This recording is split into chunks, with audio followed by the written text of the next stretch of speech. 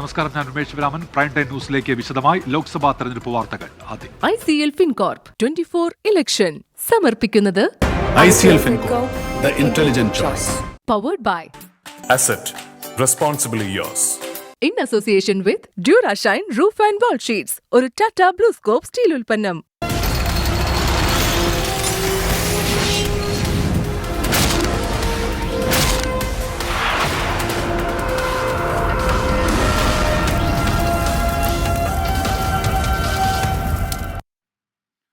സംസ്ഥാനത്തെ ലോക്സഭാ തെരഞ്ഞെടുപ്പിനുള്ള സ്ഥാനാർത്ഥി ചിത്രം തെളിഞ്ഞു. 290 സ്ഥാനാർത്ഥികളാണ് നാമനിർദ്ദേശ പത്രിക നൽകിയത്. തിരുവനന്തപുരം മണ്ഡലത്തിലാണ് ഏറ്റവും കൂടുതൽ പേർ പത്രിക നൽകിയത്. ഏറ്റവും കുറവ് സ്ഥാനാർത്ഥികൾ പത്രിക നൽകിയത് ആലത്തൂരിലാണ്. അലക്സ് റാം മുഹമ്മദ് വിവരങ്ങളുമായി ഇപ്പോൾ തിരുവനന്തപുരത്ത് നിന്ന്. അലക്സ്, കണക്കുകൾ എങ്ങനെയാണ്?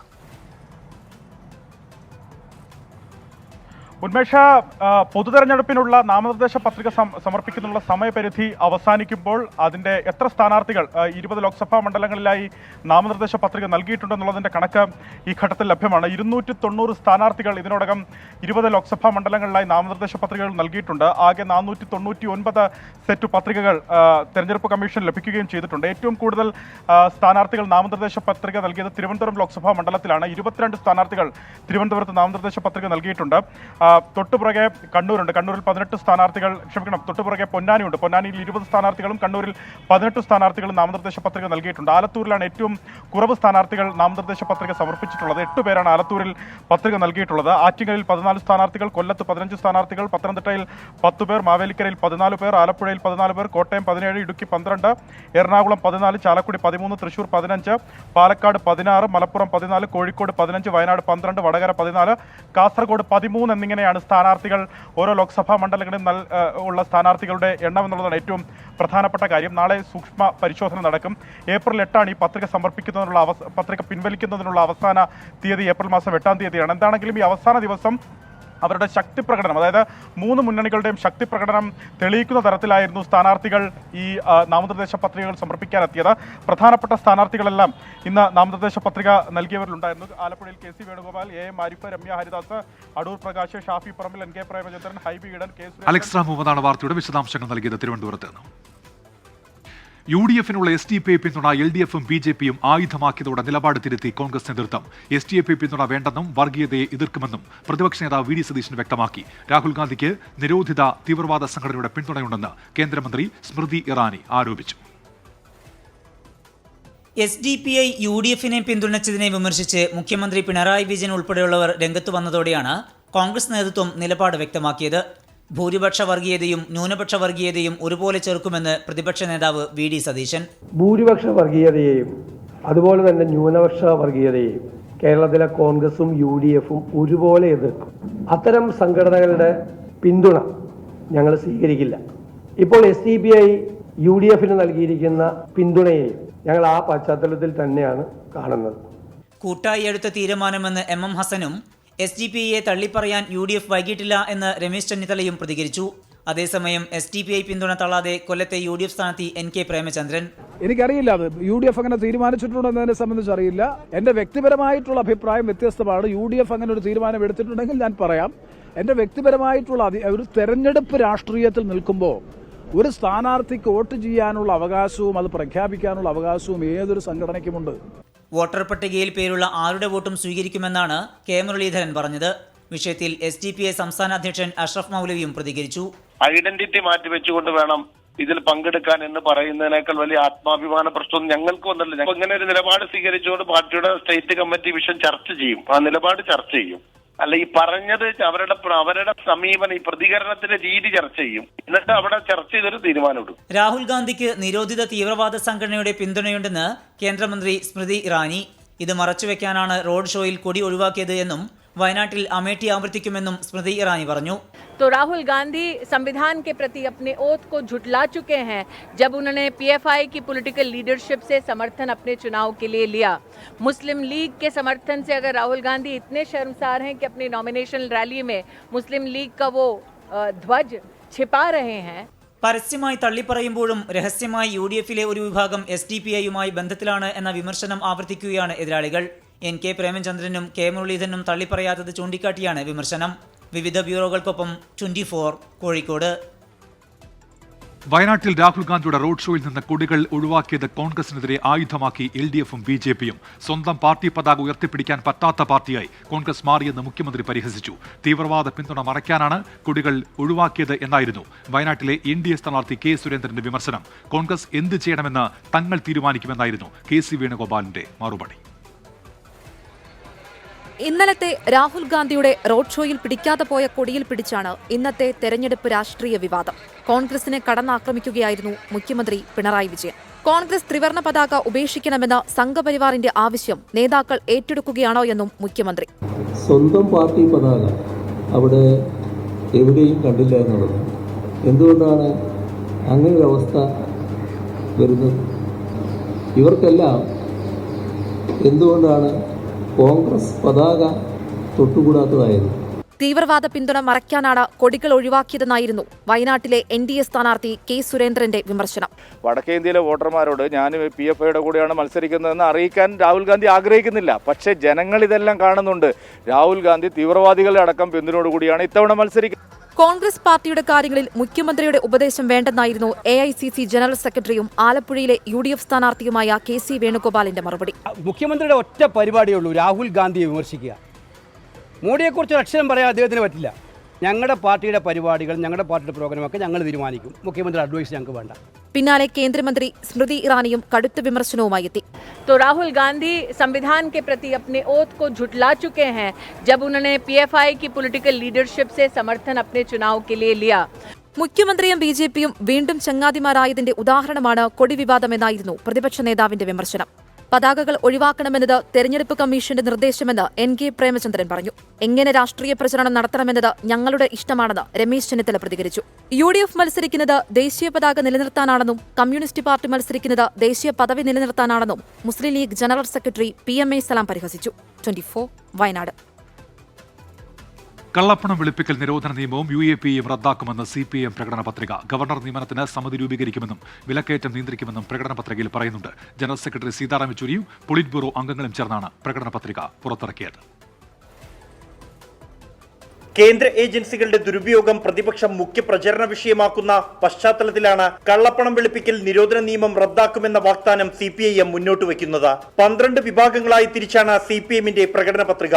CAAയും UAPയെയും റദ്ദാക്കും, ജമ്മു കശ്മീരിന്റെ പ്രത്യേക പദവി പുനഃസ്ഥാപിക്കും, തെരഞ്ഞെടുപ്പിനായി പാർട്ടികൾക്ക് കോർപ്പറേറ്റ് ഫണ്ടിംഗ് നൽകുന്നത് നിരോധിക്കും തുടങ്ങിയ വാഗ്ദാനങ്ങളും CPIM മുന്നോട്ട് വയ്ക്കുന്നു.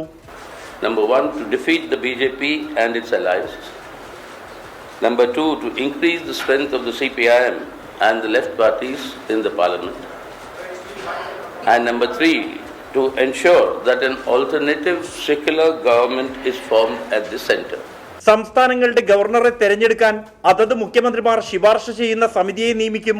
സംസ്ഥാന ചെലവിൽ ഗവർണർ കേന്ദ്ര നയങ്ങൾ അടിച്ചേൽപ്പിക്കാനുള്ള നീക്കം തടയും. GDPയിൽ 6% വിദ്യാഭ്യാസത്തിന് നീക്കിവെക്കും തുടങ്ങിയവയും പ്രധാന വാഗ്ദാനങ്ങളാണ്. സ്വകാര്യ മേഖലയിൽ സംവരണം നടപ്പാക്കും, ആദിവാസികളുടെ അവകാശങ്ങൾ സംരക്ഷിക്കും, ഇന്ധനവില കുറയ്ക്കും, വിലക്കയറ്റം നിയന്ത്രിക്കും, പൗരന്മാർക്ക് മേലുള്ള ഡിജിറ്റൽ നിരീക്ഷണം അവസാനിപ്പിക്കും തുടങ്ങിയ പ്രഖ്യാപനങ്ങളും പ്രകടന പത്രികയിലുണ്ട്. കേന്ദ്ര നികുതിയിൽ 50% സംസ്ഥാനങ്ങൾക്ക് നൽകുമെന്നാണ് CPIMന്റെ മറ്റൊരു പ്രധാന വാഗ്ദാനം. 24 ഡൽഹി. ബീഹാറിൽ കോൺഗ്രസിനും RJDക്കും വിമർശനവുമായി പ്രധാനമന്ത്രി നരേന്ദ്രമോദി. രാജ്യത്തുടനീളം NDA അനുകൂല തരംഗമാണെന്ന് പ്രധാനമന്ത്രി തെരഞ്ഞെടുപ്പ് റാലിയിൽ അവകാശപ്പെട്ടു. കോൺഗ്രസിൽ നിന്ന് ഇന്നും നേതാക്കൾ BJPയിലേക്ക് കൂറുമാറി. ഹേമമാലിനിക്കെതിരായ പരാമർശത്തിൽ കോൺഗ്രസ് MP രൺദീപ് സിംഗ് സുർജേവാലയോട് ഹരിയാന വനിതാ കമ്മീഷൻ വിശദീകരണം തേടി. ബീഹാറിൽ ലാലു പ്രസാദ് യാദവിനെയും കോൺഗ്രസിനെയും ഒരുപോലെ ഉന്നം വെച്ചാണ് പ്രധാനമന്ത്രി നരേന്ദ്രമോദി തെരഞ്ഞെടുപ്പ് റാലിയിൽ സംസാരിച്ചത്. ജോലിക്ക് ഭൂമി നൽകുന്ന അഴിമതിയിലേക്ക് വരെ ബീഹാർ എത്തിയെന്ന നരേന്ദ്രമോദി അന്തരിച്ച സോഷ്യലിസ്റ്റ് നേതാവ് കർപ്പൂരി താക്കൂറിനെ പ്രതിപക്ഷം അപമാനിച്ചെന്നും മോദി ആവർത്തിച്ചു. തെരഞ്ഞെടുപ്പിൽ BJP കേന്ദ്ര ഏജൻസികളെ ഉപയോഗിക്കുന്നുവെന്ന് ബംഗാൾ മുഖ്യമന്ത്രി മമതാ ബാനർജി ആരോപിച്ചു. കോൺഗ്രസ് നേതാക്കളായ ഗൗരവ് വല്ലഭും അനിൽ ശർമ്മയും പാർട്ടി വിട്ട BJPയിൽ ചേർന്നു. ദിശാബോധമില്ലാത്ത പാർട്ടിയാണ് കോൺഗ്രസ് എന്നാണ് ഗൗരവ് വല്ലഭിന്റെ പ്രതികരണം. അനിൽ ശർമ്മ ബീഹാർ കോൺഗ്രസിന്റെ മുൻ അധ്യക്ഷനാണ്. ഹേമമാലിനിക്കെതിരെ കോൺഗ്രസ് MP രൺദീപ് സുർജേവാല നടത്തിയ പരാമർശത്തിൽ ഹരിയാന വനിതാ കമ്മീഷൻ ഇടപെട്ടു. ഈ മാസം 9 ഹാജരാകാൻ ആവശ്യപ്പെട്ട സുർജേവാലയ്ക്ക് നോട്ടീസ് നൽകി. മദ്യനയ അഴിമതിക്കേസിൽ ജയിലിൽ കഴിയുന്ന അരവിന്ദ് കെജ്രിവാൾ അയച്ച പുതിയ സന്ദേശം സുനിത കേജ്രിവാൾ മാധ്യമങ്ങൾക്ക് മുന്നിൽ വായിച്ചു. ഡൽഹിയിലെ 2 കോടി ജനങ്ങളാണ് തന്റെ കുടുംബമെന്നും അവർ ഒരു ബുദ്ധിമുട്ടും അനുഭവിക്കുകയില്ലെന്നും കേജ്രിവാൾ. 24 ഡൽഹി. അമേഠിയിൽ മത്സരിക്കാൻ സന്നദ്ധനായി പ്രിയങ്ക ഗാന്ധിയുടെ ഭർത്താവും ബിസിനസ്സുകാരനുമായ റോബർട്ട് വദ്ര രാഷ്ട്രീയത്തിൽ പ്രവേശിക്കുന്നുവെങ്കിൽ അമേഠി ലോക്സഭാംഗമായി വരാനാണ് ആഗ്രഹം എന്ന് റോബർട്ട് വദ്ര പറഞ്ഞു. നെഹ്റു കുടുംബത്തിന്റെ പരമ്പരാഗത സീറ്റായ അമേഠിയിൽ കണ്ണുനട്ട് റോബർട്ട് വദ്ര 2004-ലും 2009-ലും 2014-ലും ഇവിടെ വിജയിച്ച രാഹുൽ ഗാന്ധിക്ക് 2011-ൽ കാലിടറിയിരുന്നു. ഇത്തവണ കോൺഗ്രസ് ഇതുവരെ അമേഠിയിൽ സ്ഥാനാർത്ഥിയെ പ്രഖ്യാപിച്ചിട്ടില്ല. ഇവിടെ താൻ ജയിക്കുമെന്ന് വദ്ര അവകാശപ്പെടുന്നു. अपना पहला कदम अगर राजनीति में रखता हूं और सांसद बनने की सोचता हूं तो मैं अमेठी को ही रिप्रेजेंट करूं, क्योंकि मैंने 99 से अपनी जो प्रचार प्रियंका के साथ शुरू किया वो अमेठी में ही था और वो उस समय की तो राजनीति और पॉलिटिक्स बहुत अलग थी. മൊറാദാബാദിൽ പിച്ചള ബിസിനസ് നടത്തിയിരുന്ന റോബർട്ട് വദ്ര പ്രിയങ്ക ഗാന്ധിയെ വിവാഹം ചെയ്തതോടെയാണ് ദേശീയ ശ്രദ്ധയിൽ വന്നത്. 2ാം UPA സർക്കാരിന്റെ കാലത്ത് നിരവധി അഴിമതി ആരോപണങ്ങളും നേരിട്ടു. മത്സരിക്കാനുള്ള റോബർട്ട് വദ്രയുടെ ആഗ്രഹത്തോട് സോണിയാഗാന്ധിയും രാഹുൽ ഗാന്ധിയും പ്രിയങ്ക ഗാന്ധിയും അടങ്ങുന്ന കോൺഗ്രസ് നേതൃത്വം ഇതുവരെ പ്രതികരിച്ചിട്ടില്ല. സഞ്ജയ് ഗാന്ധി, രാജീവ് ഗാന്ധി, സോണിയാഗാന്ധി എന്നിവരും പ്രതിനിധീകരിച്ച അമേഠിയിൽ കഴിഞ്ഞ തവണ BJPയിലെ സ്മൃതി ഇറാനിയാണ് ജയിച്ചത്. 24 ഡൽഹി. കോൺഗ്രസിൽ നിന്ന് പുറത്തായെങ്കിലും തെരഞ്ഞെടുപ്പിൽ മത്സരിക്കും എന്ന് പ്രഖ്യാപിച്ച മഹാരാഷ്ട്രയിലെ മുതിർന്ന നേതാവ് സഞ്ജയ് നിരുപം പാർട്ടി ഏതെന്ന് പിന്നീട് തീരുമാനിക്കും. രാഹുൽ ഗാന്ധിയെയും KC വേണുഗോപാലിനെയും സഞ്ജയ് നിരുപം രൂക്ഷമായി വിമർശിച്ചു. പാർട്ടിയിൽ നിന്ന് പുറത്താക്കിയെന്ന് കോൺഗ്രസ്, എന്നാൽ താൻ മുന്നേ രാജിവെച്ചെന്ന് നിരുപം. തനിക്ക് നിഷേധിച്ച മുംബൈ നോർത്ത് വെസ്റ്റ് സീറ്റിൽ സ്ഥാനാർത്ഥിയാവാൻ തന്നെയാണ് നിരുപത്തിന്റെ തീരുമാനം. ഏത് പാർട്ടിയുടെ സ്ഥാനാർത്ഥിയെന്ന് വഴിയെ പറയാം. മത്സരിക്കാൻ സീറ്റ് കിട്ടുക എന്നത് രാഷ്ട്രീയത്തിൽ പ്രധാനമാണെന്ന് രാഹുൽ ഗാന്ധി തന്നെ തെളിയിച്ചിട്ടുണ്ടെന്നും നിരുപം 24നോട് പറഞ്ഞു. Seat is important. It is not immaterial. In our country, one person for a seat leaves the whole UP and goes to Wayanad. So there is an importance of seat. You cannot say there is no use, there is no importance of seat. So, but that was not the only point. കോൺഗ്രസിനെ നയിക്കുന്നത് പല അധികാര കേന്ദ്രങ്ങളും ലോബികളുമാണ്. KC Venugopal അത്തരമൊരു അധികാര കേന്ദ്രമാണ്. പക്ഷേ പാർട്ടിയെ നയിക്കാൻ അദ്ദേഹത്തിന് കേൾപ്പില്ല. ലക്ഷ്യം വ്യക്തിപരമായ നേട്ടം മാത്രം. He is General Secretary organizations and he has been assigned to play a huge role. But honestly speaking, he is not able to play that role very efficiently. But he is running his own power center. He is basically driving party for his personal interest. ഇടതു പ്രത്യയശാസ്ത്രത്തെ പിൻപറ്റി കോൺഗ്രസ് നശിക്കുകയാണ്. കേരളത്തിൽ ഇടതുപക്ഷത്തിനെതിരെയും ബംഗാളിൽ അവർക്കൊപ്പവും മത്സരിക്കുന്നത് നിലപാടില്ലായ്മയാണെന്നും നിരുപം പറഞ്ഞു. സഖ്യത്തിൽ ശിവസേന ഉദ്ധവ് വിഭാഗത്തിനാണ് നിരുപം കണ്ണുവച്ചിരുന്ന Mumbai north west seat കിട്ടിയത്. കോൺഗ്രസ് ബന്ധം അവസാനിച്ചതിനാൽ ഇനി ശിവസേന ഷിൻഡെ വിഭാഗത്തിലേക്കോ BJPയിലേക്കോ നിരുപം പോയേക്കും. പ്രഖ്യാപനം അടുത്തയാഴ്ചയുണ്ടാകും. വരുൺ വി നായർക്കൊപ്പം മുംബൈയിൽ നിന്നും ശ്രീനാഥ് ചന്ദ്രൻ, 24. ഇനി ചില തെരഞ്ഞെടുപ്പ് വാർത്തകൾ ചുരുക്കത്തിൽ. പൊതുസ്ഥലങ്ങളിൽ സ്ഥാപിച്ച തെരഞ്ഞെടുപ്പ് പ്രചാരണ സാമഗ്രികളിൽ കരിയോയിൽ അടിച്ച് തെരഞ്ഞെടുപ്പ് കമ്മീഷന്റെ പ്രത്യേക സ്ക്വാഡ്. തൃശൂരിൽ അനധികൃത ബോർഡുകൾ നീക്കം ചെയ്യുന്നതിനിടെ കോൺഗ്രസ് പ്രവർത്തകരുമായി വാക്കേറ്റ്. കാസർഗോഡ് BJPയിൽ പൊട്ടിത്തെറി. ലോക്സഭാ തെരഞ്ഞെടുപ്പിൽ വോട്ട് ബഹിഷ്കരിക്കണമെന്നാവശ്യപ്പെട്ട് BJP കൌൺസിലർമാരുടെ നേതൃത്വത്തിൽ ജില്ലയിൽ രഹസ്യയോഗം ചേർന്നു. തെരഞ്ഞെടുപ്പ് പ്രചാരണത്തിനായി കുറ്റിപ്പുറം KMCT ലോ കോളേജിലെത്തിയ പൊന്നാനിയിലെ NDA സ്ഥാനാർത്ഥി നിവേദിത സുബ്രഹ്മണ്യനെ ഒരു വിഭാഗം വിദ്യാർത്ഥികൾ തടഞ്ഞു. MSF, SFA പ്രവർത്തകരാണ് തടഞ്ഞതെന്ന് സ്ഥാനാർത്ഥി. ഇപ്പോൾ വരുന്ന വാർത്തയിലേക്ക്. മദ്രസ അധ്യാപകൻ റിയാസ് മൗലവി വധക്കേസിലെ പ്രതികളെ വെറുതെ വിട്ടതിനെതിരെ സംസ്ഥാന സർക്കാർ ഹൈക്കോടതിയിൽ അപ്പീൽ നൽകി. സാക്ഷിമൊഴികൾ വിലയിരുത്തുന്നതിൽ വിചാരണ കോടതിക്ക് വീഴ്ച പറ്റിയെന്നും പ്രതികളെ വെറുതെ വിട്ട വിധി റദ്ദാക്കണമെന്നും ഹർജിയിൽ വാദിക്കുന്നു. ശ്രീകാന്ത് കൊച്ചിയിൽ നിന്ന്. ശ്രീകാന്ത്, വിവരങ്ങൾ. കാസർഗോഡ് റിയാസ് മൗലവി വധക്കേസ് വിധിക്കെതിരെ സംസ്ഥാന സർക്കാർ അപ്പീൽ നൽകിയിരിക്കുന്നു. 3 RSS പ്രവർത്തകരെ വെറുതെ വിട്ട വിധിക്കെതിരെയാണ് അപ്പീൽ. കൊലപാതകത്തിൽ വിഷലിപ്ത വർഗീയതയുണ്ടെന്ന് സർക്കാർ പറയുന്നു. മതസൗഹാർദ്ദത്തെ ഉലച്ച കൊലപാതകമാണെന്നും വിചാരണ കോടതി വിധി നിയമവിരുദ്ധവും അനുചിതവുമാണെന്നും കോടതി വ്യക്തമാക്കുന്നുണ്ട്. നീതിന്യായ ബോധത്തെ ഞെട്ടിക്കുന്നതാണ് കോടതി വിധിയെന്നും വിചാരണ കോടതി വിധി ഒരു നിമിഷം പോലും നിലനിൽക്കരുതെന്നും നിലവിൽ സർക്കാർ ചൂണ്ടിക്കാണിക്കുന്നു. സാക്ഷിമൊഴികൾ വിലയിരുത്തുന്നതിൽ കോടതിക്ക് തെറ്റുപറ്റി. സാക്ഷികൾ കളവ് പറഞ്ഞാലും സാഹചര്യ തെളിവുകൾ കളവ് പറയില്ലെന്നും സർക്കാർ പറയുന്നു. പ്രതികളുടെ വെറുതെ വിട്ട നടപടി റദ്ദാക്കണമെന്നും സർക്കാർ ആവശ്യപ്പെടുന്നു. സർക്കാരിന്റെ അപ്പീൽ ഹൈക്കോടതി നാളെ പരിഗണിക്കും. എസ് ശ്രീകാന്ത് കൊച്ചിയിൽ നിന്ന്. ഫ്രണ്ട് ന്യൂസിലേക്ക് തിരികെ. പൂക്കോട് വെറ്റിനറി സർവകലാശാല വിദ്യാർത്ഥി വെറ്റിനറി കോളേജ് വിദ്യാർത്ഥി JS സിദ്ധാർത്ഥന്റെ മരണത്തിൽ CBI അന്വേഷണം വൈകുന്നതിനെതിരെ പിതാവ് ജയപ്രകാശ് ഹൈക്കോടതിയെ സമീപിച്ചു. അന്വേഷണം വേഗത്തിലേറ്റെടുക്കാൻ CBIക്ക് നിർദ്ദേശം നൽകണം എന്നാണ് ഹർജിയിൽ ആവശ്യം. CBI അന്വേഷണം അട്ടിമറിക്കാൻ സർക്കാരിന്റെ ഭാഗത്തുനിന്ന് ബോധപൂർവം ശ്രമമുണ്ടെന്നും ജയപ്രകാശ് ആരോപിച്ചു.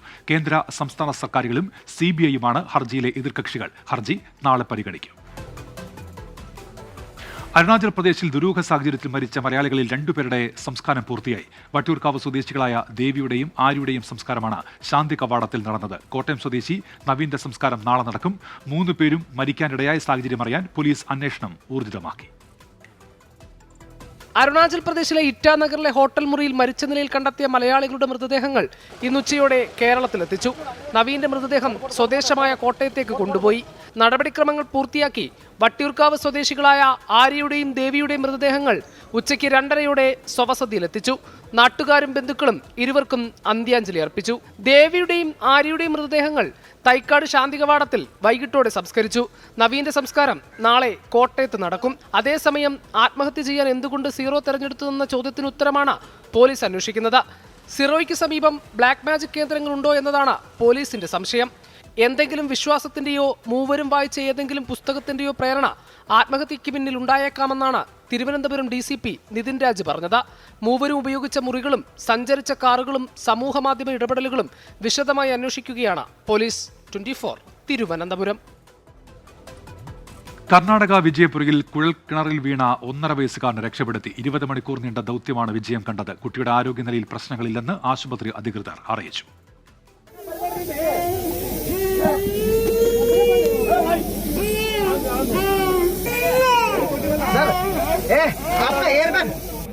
ആശങ്കയുടെ രാത്രിയും പകലും 1.5 വയസ്സുകാരൻ സാത്വിക്കിന് വേണ്ടി ഒരു ഗ്രാമം കാത്തിരുന്നു. ഒടുവിൽ അവന്റെ കരച്ചിൽ കേട്ടപ്പോൾ നാടിന് ആശ്വാസം. കുഞ്ഞ് സാത്വിക് തിരികെ ജീവിതത്തിലേക്ക്. ആശുപത്രിയിൽ എത്തിച്ച കുഞ്ഞ് ആരോഗ്യത്തോടെ ഇരിക്കുന്നുവെന്ന സ്ഥിരീകരണം.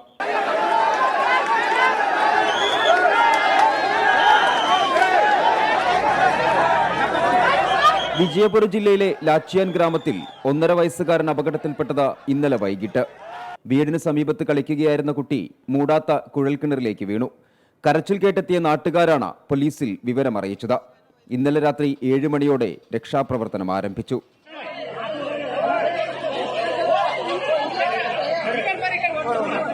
പതിനാറടിയോളം താഴ്ചയിലായിരുന്നു കുഞ്ഞ്. കുട്ടി കൂടുതൽ താഴേക്ക് പോകാതിരിക്കാൻ ആദ്യം നടപടി സ്വീകരിച്ചു. ക്യാമറ ഉപയോഗിച്ച് നിരീക്ഷിച്ചുകൊണ്ടേയിരുന്നു. സമാന്തരമായി കുഴിയെടുത്ത ഉച്ചയ്ക്ക് 2 മണിയോടെ സാത്വികിനെ രക്ഷാപ്രവർത്തകർ പുറത്തെത്തിച്ചു.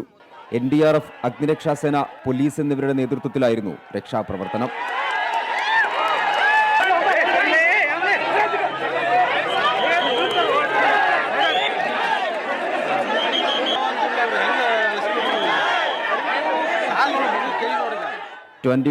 ബംഗളൂരു. ഫ്രണ്ട് ന്യൂസിലേക്ക് തിരികെ. വയനാട് മൂന്നാനക്കുടിയിൽ കിണറ്റിൽ നിന്ന് രക്ഷപ്പെടുത്തിയ കടുവയെ തുറന്നുവിട്ടു. വയനാട് വന്യജീവി സംഘത്തിന്റെ ഉൾഭാഗത്താണ് തുറന്നുവിട്ടത്. വിദഗ്ധ പരിശോധനയിൽ കടുവയ്ക്ക് ആരോഗ്യ പ്രശ്നങ്ങൾ ഇല്ലെന്ന് കണ്ടെത്തിയിരുന്നു. മൂന്നാനക്കുഴി യൂക്കാലിക്കവലിലെ ശ്രീനാഥിന്റെ പറമ്പിലെ കിണറിലാണ് കടുവ വീണത്. മദ്യനയ അഴിമതി കേസിൽ BRS നേതാവ് K. കവിതയുടെ ഇടക്കാല ജാമ്യാപേക്ഷയിൽ റൌസ് ഊന്നിയ കോടതി തിങ്കളാഴ്ച വിധി പറയും. ജാമ്യാപേക്ഷയിൽ ഇന്ന് വാദം പൂർത്തിയായി. മകന്റെ പരീക്ഷ ചൂണ്ടിക്കാട്ടിയാണ് കവിത വിചാരണ കോടതിയെ സമീപിച്ചത്. കേസിൽ വാദം പൂർത്തിയായതോടെയാണ് വിധി പറയാനായി മാറ്റിയത്. ചില വാർത്തകൾ ചുരുക്കത്തിൽ. സംസ്ഥാനത്ത് ഇറച്ചിക്കോഴി വില ഉയരുന്നു. 1 കിലോ കോഴിയിറച്ചിക്ക് 260 രൂപയായി. 1 കിലോ കോഴിക്ക് 190 രൂപ നൽകണം.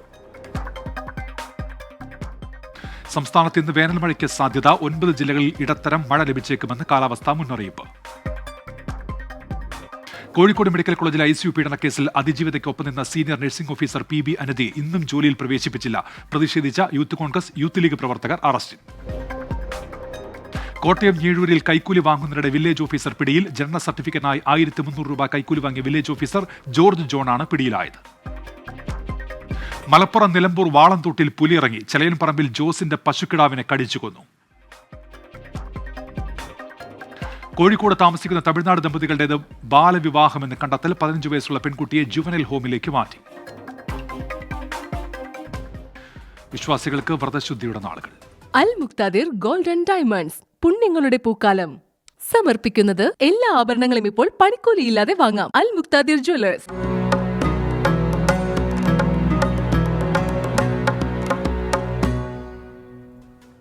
ഇന്നത്തെ നോമ്പുതുറ സമയം. അൽ മുക്താദിർ ഗോൾഡ് ആൻഡ് ഡയമണ്ട്സ് നോമ്പുതുറ സമയം സമർപ്പിക്കുന്നത് എല്ലാ ആഭരണങ്ങളും ഇപ്പോൾ പണിക്കൂലിയില്ലാതെ വാങ്ങാം. അൽ മുക്താദിർ ജ്വല്ലേഴ്സ്.